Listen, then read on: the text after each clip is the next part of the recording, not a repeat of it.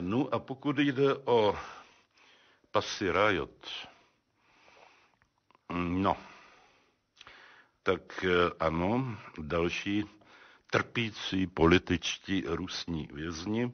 Podle mého názoru je to pornografická skupinka, která je minimálně vinna trestným činem výtržnictví v pravoslavném chrámu, nehledě na tom, že jedna její členka se účastnila veřejné soulože v pokročilém stadiu těhotenství.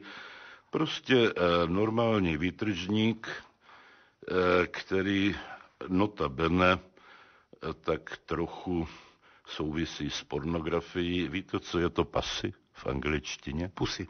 Pussy? Myslím, že se to vyslovuje pussy, ale vím, co myslíte. Pussy, kunda. Takže s prominutím v textech této skupiny je kunda sem, kunda tam, kunda sem, kunda tam. No opravdu dokonalý případ politického vězně jako vyšitají. Nebudu se zastávat kurev. Teď jsem chtěl říct si kurev, ale já nejsem Schwarzenberg, který používá těchto výrazů, tedy poněkud deviantních dam, kurev, které dělají randal v pravoslavném chrámu a které se pak označují za politické vězeňkyně.